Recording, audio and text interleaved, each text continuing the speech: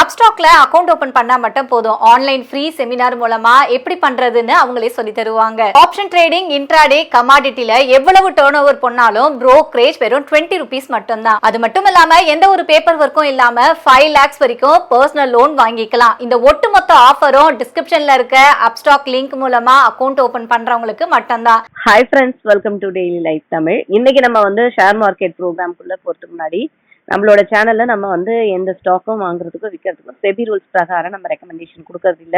நீங்க எப்பவுமே ஒரு பங்கை முதலீடு பண்றதுக்கு முன்னாடி உங்களோட செபி ரிஜிஸ்டர் அட்வைசர் கிட்ட கேட்டுட்டு முதலீடு பண்ணுங்க. இன்னைக்கு நம்ம மார்க்கெட் ஏன் இறங்கி இருக்கு அப்படின்றத பத்தி பேசலாம். அருள்ராஜன் சார் இருக்காங்க. வணக்கம் சார். வணக்கம் சார். நல்லா ஏறிக்கிட்டு இருந்த மார்க்கெட் 25,000 தாண்டிச்சு, மறுபடியும் இறங்கிருச்சு. ஸோ இன்னொரு பக்கம் பார்த்தீங்கன்னா நம்ம அந்த இந்தியாவுக்கான வரி விதிப்பு நாளையில இருந்து ஸ்டார்ட் ஆக போகுது 50% அப்படின்றத அமெரிக்கா கன்ஃபார்மா அனௌன்ஸ் பண்ணிட்டாங்க. நாமளும் சரி இவங்க பேச்சுவார்த்தைலாம் நடத்திட்டு இருக்காங்க, ஏதாவது ஒரு சுமூகமா வந்துடும் அப்படின்னு நினைச்சோம். பட் அது வரல. அதுதான் முக்கிய காரணமா இல்ல உள்நாட்டு காரணங்களா எப்படி சார்? ஆக்சுவலா பாத்தீங்க அப்படின்னா அதுதான் முக்கியமான காரணம். ரெண்டா பிரிச்சுக்கலாம். அது முக்கியமான காரணம். அப்புறம் ஃபாரின் இன்ஸ்டிடியூஷன் இன்வெஸ்டர்ஸ் தொடர்ந்து இந்திய சந்தையில வித்துக்கிட்டே இருக்காங்கன்றது இன்னொரு காரணமா நம்ம சொல்லலாம். அப்கோர்ஸ் அவங்க விற்கிறதுக்கான காரணமும் இதுதான் அப்படின்றத நம்ம இப்போதைக்கு எடுத்துக்க வேண்டிய ஒரு முக்கியமான ஒரு விஷயம். கிட்டத்தட்ட நம்ம சந்தை அப்படின்னு பாத்தீங்கன்னா இந்த டெக்னிக்கலாவும் நம்ம சொல்லும் போது ஏறக்குறைய அதோட உச்சம், அதாவது பழைய ஏற்றம் பாத்தீங்க அப்படின்னா ஹையஸ்டா எவ்வளவு போச்சு அப்படின்னா 25,669. அங்கிருந்து தான் இப்போ இறங்கிட்டு அதனுடைய ஒரு லோ, இது நம்ம டெக்னிக்கலாவும் சொல்லிட்டு இருக்கிறோம். ஸோ 24,689, கிட்டத்தட்ட 1000 புள்ளிகள் இறங்கிய பிறகு இந்த இறக்கத்தினுடைய ஏற்றம் அப்படின்னு தான் இப்போ சமீபத்திய ஏற்றத்தை எடுத்துக்கணும். அந்த 25,000 தொட்டது அப்படின்றது இந்த இறக்கத்தினுடைய ஏற்றம் அப்படின்னு தான் நம்ம சொல்லணும். அதாவது கிட்டத்தட்ட அது சுமார் அந்த இறக்கத்தினுடைய ஒரு பகுதி அப்படின்னு நம்ம சொல்லலாம். அது ரெக்கவர் பண்ணிருக்கு. அது புல் பேக் ரேலி அப்படின்ற ஒரு கிளாசிபிகேஷனை தான் இப்ப நம்ம சொல்ல வேண்டிய கட்டாயத்துல இருக்கிறோம். அதனால இப்ப ஏற்றம்ன்றது ஒரு அப் ட்ரெண்டுக்கான ஒரு ஏற்றமாக நம்ம பார்க்கக்கூடிய கட்டாய சூழல்ல இல்லை. ஸோ இப்போதைக்கு அந்த ஏற்றம் அப்படின்றது 61.8% இறக்கத்தினுடைய ஏற்றம் அப்படின்னு தான் நம்ம இதை பார்க்கிறோம். ஃபெபனாச்சி ரேஷியோல அது 61.8% இப்போ ரிவர்ஸ் ஆயிருக்கிறத பார்க்கிறோம்.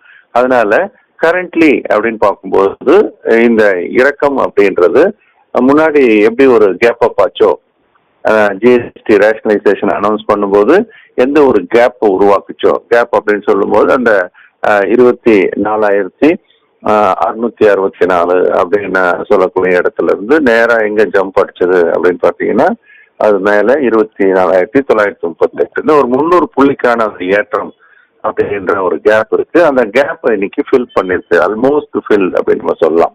இதெல்லாம் டெக்னிக்கலா சொல்லிட்டு இருக்கிறோம்.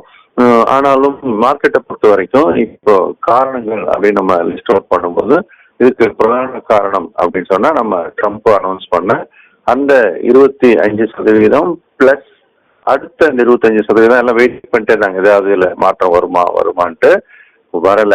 அதனால கட்சியில என்ன ஆயிடுச்சு அப்படின்னு பாத்தீங்கன்னா புலி வருது அப்படின்னு சொல்ற மாதிரி கட்சியில வந்தாச்சு. நிப்டி 50 அப்படின்றது இன்னைக்கு பொறுத்த வரைக்கும் கிட்டத்தட்ட பாத்தீங்கன்னா 256 புள்ளிகள் இறங்கியும் 1.02% இறங்கி இருக்கிறத பார்க்கிறோம். சென்செக்ஸும் கிட்டத்தட்ட அதே அளவு 849 புள்ளிகள் இறங்கி அதே பர்சன்டேஜ் இறங்கி இருக்கிறத நம்ம பார்க்கிறோம். இதுல குறிப்பா இப்ப ட்ரம்போட இந்த அனௌன்ஸ்மெண்ட்ஸ் அப்படின்றது எக்ஸ்ட்ரா 25% அப்படின்றது ஆகஸ்ட் 27 நாளையில இருந்து அமலுக்கு வர்றதை நம்ம பார்க்கிறோம். அதனால எந்த மாற்றமும் நிகழல, தடுப்பதற்கான எந்த ஒரு முயற்சியும் நடக்கல. ஸோ நம்ம கவர்மெண்ட்டும் ரஷ்யன் ஆயில் வாங்குறத நிறுத்த போறதில்லை அப்படின்னு சொல்லி ஒரு ஸ்டாண்டை எடுத்துட்டாங்க. இந்த 25% அதுக்கான பெனால்ட்டி தான். ரஷ்யன் ஆயில் நீங்க வாங்குறத நிறுத்தணும், நிறுத்தலைன்னா உங்களுக்கு இந்த 25% பெனால்ட்டி அப்படின்னு அனௌன்ஸ் பண்ணியிருந்தாங்க. அது இப்போ அமலுக்கு வந்தாச்சு. இப்போ 50% அப்படின்றது, அதாவது ட்ரம்ப் டேரிஃப் வார்ல பிரேசில் மேலதான் 50% சொல்லக்கூடிய அளவு அதிகமான அளவு அவர் டேரிஃபை போட்டிருக்காரு. அதுக்கு இணையான அளவு நம்ம தான் ஹையஸ்ட் அப்படின்னு இடத்துல இருக்கிறோம்.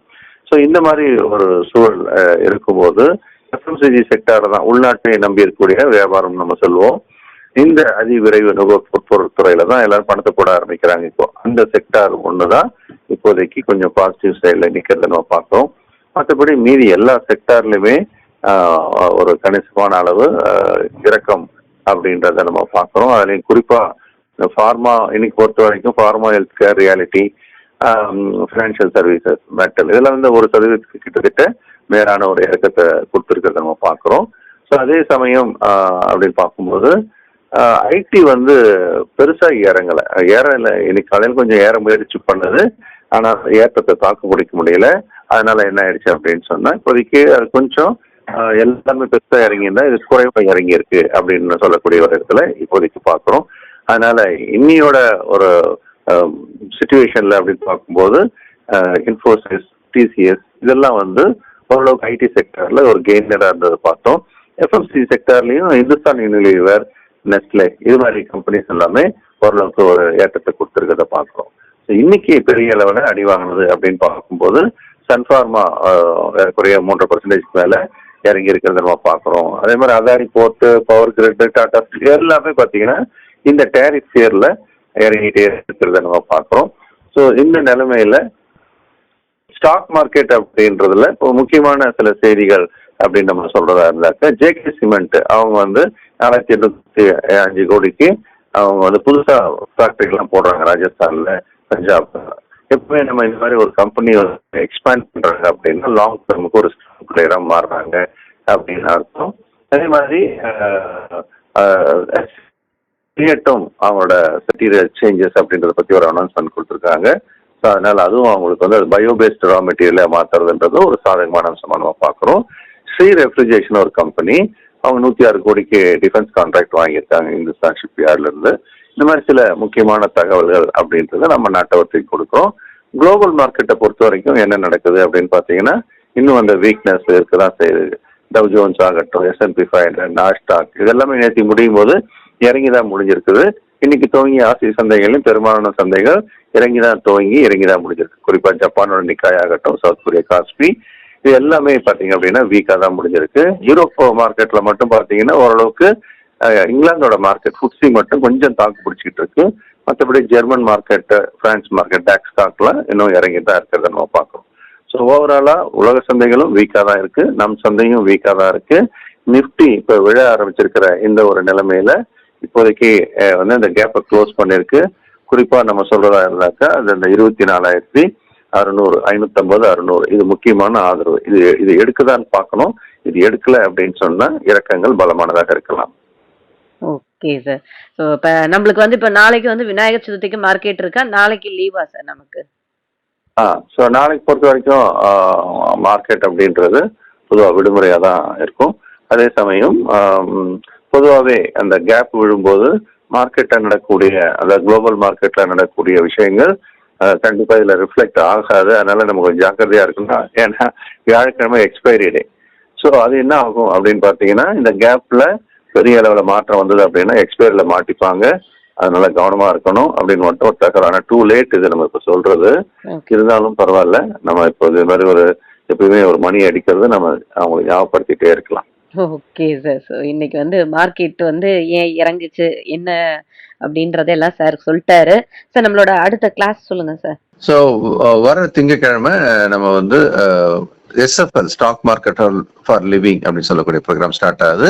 இது ஒரு மென்டர்ஷிப் ப்ரோக்ராம். இன்ஸ்டிடியூஷன்ஸ் எப்படி மார்க்கெட்ல அவங்க என்ட்ரி எக்ஸிட் பண்றாங்கன்றது நம்ம துல்லியமா படிக்கக்கூடிய ஒரு பயிற்சி வகுப்பு. இது லைவ் மார்க்கெட்லயே நம்ம மண்டே டு ஃப்ரைடே 4 வார காலம் பயிற்சி.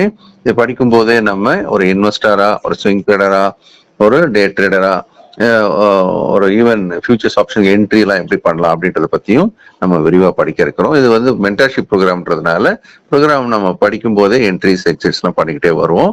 ஸோ அதனால இது வந்து ஒரு லைஃப் ஸ்கில். இதை கத்துக்கிறது மூலமா ஈவன் ரிட்டையர் ஆன அப்புறம் கூட இந்த ஸ்கில்லை வச்சு நமக்கான ஒரு பொருளாதாரத்தை நம்ம ஈட்டுவதற்கான வாய்ப்பு இருக்கிறது. Okay sir. ஸோ இந்த கிளாஸ்ல நீங்க கலந்துக்கணும்னு நினைச்சீங்கன்னா ஸ்கிரீன்ல இருக்க நம்பருக்கு நீங்க கால் பண்ணுங்க, இல்லைன்னா வாட்ஸ்அப்ல அனுப்பிச்சிங்கன்னா கூட உங்களுக்கு டீட்டெயில்ஸ் கொடுப்பாங்க. குறிப்பா நம்ம சேனல் வியூவர்ஸ்க்கு நிறைய ஆஃபர்ஸ்லாம் வேற சார் கொடுக்குறாரு. இந்த விநாயகர் சதுர்த்திக்காவது நீங்க வந்து பணத்தை முதலீடு பண்றதுக்கு முன்னாடி அதை கத்துக்கிட்டு நீங்க பண்ண ஆரம்பிங்க, மேலும் மேலும் தப்பு பண்ணாம. Thank you sir. நன்றி, வணக்கம். ஓகே ஃப்ரெண்ட்ஸ், மறுபடியும் அடுத்த வீடியோல பார்க்கலாம். அப்ஸ்டாக்ல அக்கவுண்ட் ஓபன் பண்ணா மட்டும் போதும். ஆன்லைன் ஃப்ரீ செமினார் மூலமா எப்படி பண்றதுன்னு அவங்களே சொல்லி தருவாங்க. ஆப்ஷன் ட்ரேடிங், இன்ட்ராடே, கமாடிட்டில எவ்வளவு டர்ன் ஓவர் பண்ணாலும் brokerage வெறும் 20 rupees மட்டும்தான். அது மட்டும் இல்லாம எந்த ஒரு பேப்பர் ஒர்க்கும் இல்லாம 5 lakhs வரைக்கும் பர்சனல் லோன் வாங்கிக்கலாம். இந்த ஒட்டுமொத்த ஆஃபரும் டிஸ்கிரிப்ஷன்ல இருக்க அப்ஸ்டாக் லிங்க் மூலமா அக்கவுண்ட் ஓபன் பண்றவங்களுக்கு மட்டும்தான்.